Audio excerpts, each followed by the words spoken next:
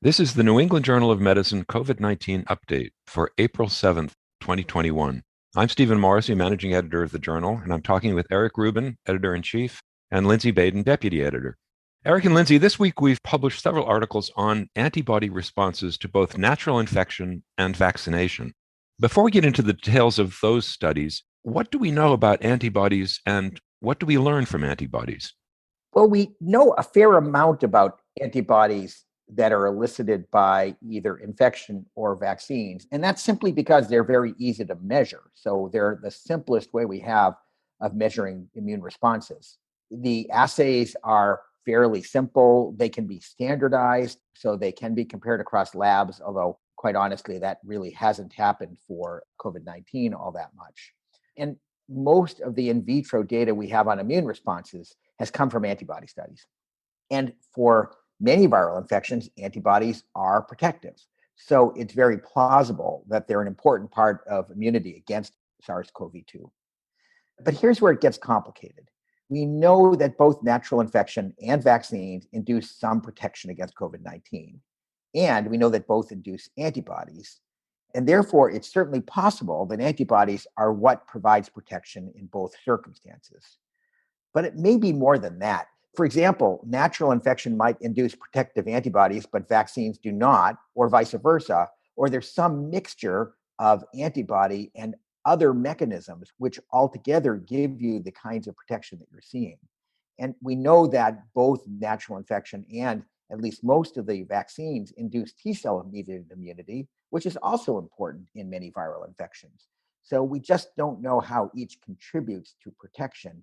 And what we care about ultimately is when we look at these in vitro studies, are we measuring protection?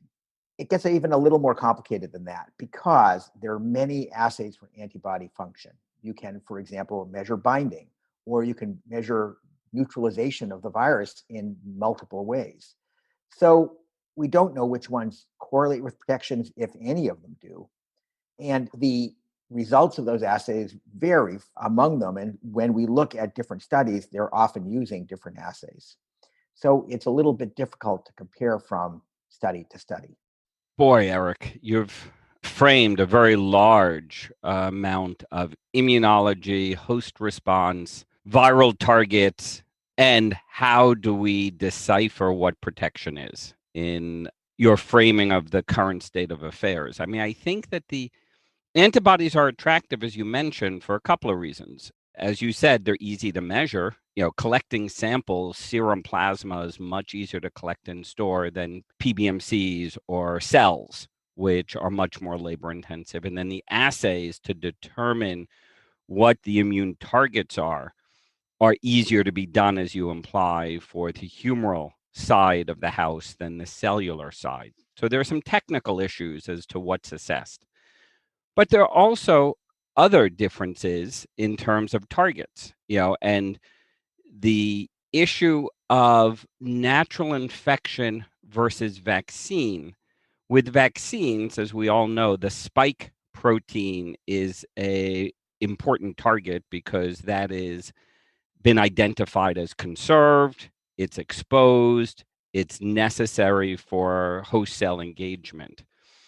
But with natural infection, you have the whole virus. And therefore, there are multiple potential targets or immunogens rather than a selected one. And whether that selected immunogen, such as the spike, is the correct way to go about eliciting protection, because it is something which is conserved across SARS-CoV-2, and therefore we can engage the immune response against a conserved target, or relatively conserved, because we all know that there's evolution in the spike protein to escape. But with natural infection, there's nucleic capsid, there are other potential targets. So it's a broader immune response. Whether that's good or bad is a complicated question, because there is an issue of immunodominance and what is conserved enough to be protective through time.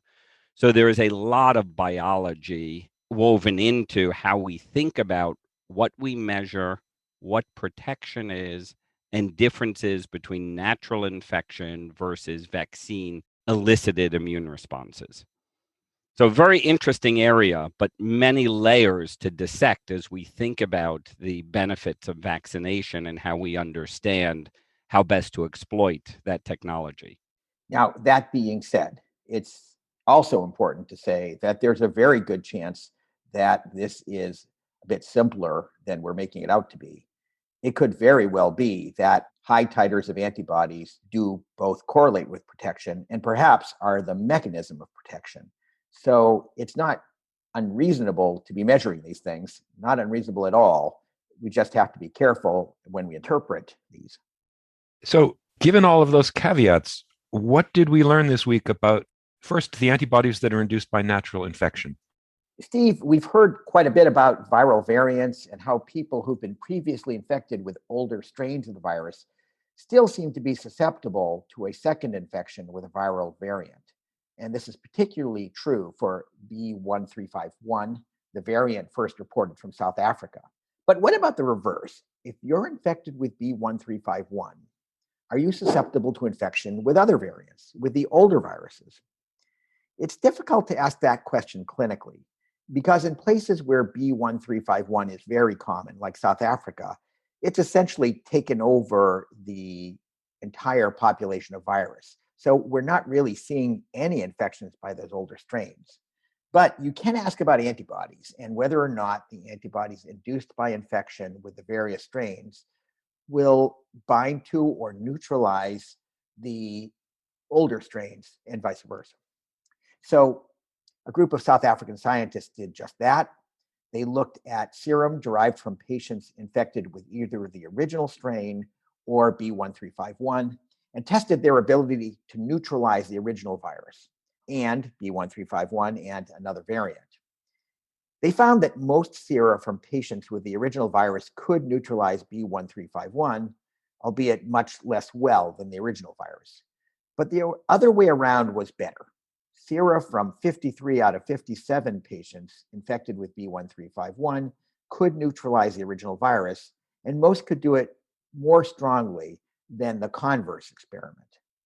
Thus, it seemed that B1351 can generate an antibody response with a broader specificity than the original virus did. I mean, it sort of makes sense from an evolutionary standpoint. A new virus infects a new host. That community, that species is seronaive, and therefore there is widespread of the virus because it's easily transmitted and there is no background immunity. As background immunity emerges, the virus mutates and evolves to escape the immune selective pressure, and a different set of viral clones emerge. And we've seen this as we watch the different genotypes take over in different communities where this is measured, because there is evolution. Evolution either through immunologic selective pressure, evolution through viral selection, where it is better able to bind the receptor, replicate, transmit, survive in the environment, different parameters that enable the virus to be more effective at spreading and to avoid the selective pressure that it's experiencing. So this makes sense. And the question is, at some point, will the virus hit an asymptote of optimizing its features to best infect humans? Or will this be a continued evolution because of immunologic selective pressure as new variants emerge? It's something that will be very interesting to define and understand as we develop further vaccines and understand how it's transmitted. The other piece that's interesting is once you have that initial wave of infection, you do get other types of immunity, as we discussed before, more than neutralizing antibody, the T cells, as well as to other epitopes. So it becomes more complicated as you have superinfection with variants on top of background immunity from prior infection, all of which we'll have to tease apart scientifically. Lindsey, I wonder if we can draw a parallel to influenza. For influenza, we see new antigens being generated every year, slightly different antigens, but different enough so that immunity is imperfect from previous years. And yet, people who have been infected with flu or gotten flu vaccines in the past seem to have much better protection against new flu strains than people who never were infected or people who never received vaccine. So having similar viral infections or seeing similar antigens does offer a benefit, even if it's imperfect. And I wonder if we're seeing the same thing here. I completely agree. And that's why I want to be careful, as you already suggested, Eric, earlier, that we don't bet the farm on neutralizing antibody and the in vitro assay associated with that measurement. That is one of many different immunologic functions, and the in vitro assay is imperfect to the in vivo state of immunity or protection. So, another group of investigators looked at how well antibodies induced by vaccination would work against these variant viruses. What did they find? Steve, this was a group from Israel that studied a very small group of individuals, 6 healthcare workers who'd previously had COVID-19 and then received BNT 162b2, the Pfizer BioNTech vaccine. Now, what made these 6 individuals unusual is that they had serum from these people from shortly after their infection, and then they collected more serum from just prior to vaccination and 1 to 2 weeks after their first dose of vaccines. They performed neutralizing assays using the original viral strain and 3 variants, B1351, B117, which was the strain first identified in the UK, and P1, which was seen first in Brazil. In all cases, they saw modest responses with infection, which declined somewhat prior to receiving vaccine. But the vaccine boosted antibodies far beyond that seen in natural infection. And although there were somewhat different magnitudes with different variants, all of them produced very high levels of neutralizing antibody. To some degree, this is what we classically see with priming and boosting. And what is the nature of priming? For many of our vaccines, hepatitis B, HPV, human papillomavirus, we give the same antigen repeatedly to be able to elicit the immune response at a high enough level that we think is protective and protective through time. Here, one could imagine the priming was the wild type infection. And the vaccination now is the boosting, and it's the boosting targeting the spike antigen that has been selected as the target for protection. And one boosts, very nicely after one is primed. So it fits biology, and the level of protection can only be seen in clinical studies. But these data are very suggestive that one can be primed with a wild type infection and then boosted with a vaccine. It does bring up the question that's been raised by a number of people. If you have been previously infected, if you have a documented infection, is 1 dose of vaccine enough? Because in this case, as has been seen in other cases, you get very high levels of antibody, at least after the first dose. And I think the answer is we don't know. But I think another important observation is that people who have been previously vaccinated and receive the vaccine don't seem to have other issues. There aren't safety issues associated with that. So the downside of receiving a second vaccine isn't that great. And so I think that most people would strongly recommend a second dose of vaccine to get the most persistent effect, although a single dose of vaccine does seem to be pretty good in these folks. Finally, we've published a report on the persistence of antibody responses after vaccination with the other mRNA vaccine, mRNA 1273, the vaccine produced by Moderna. How do antibody levels look late after infection with that vaccine? The report we have is from a group that looked at recipients of the vaccine during the phase 1 trial, so a long time ago. This was long enough ago so that these 33 individuals could be studied 6 months after completing the 2 doses of vaccine. The investigators used 3 different assays to look at antibody levels and their function. And while there was some decline over time, in general, antibodies levels remained reasonably high.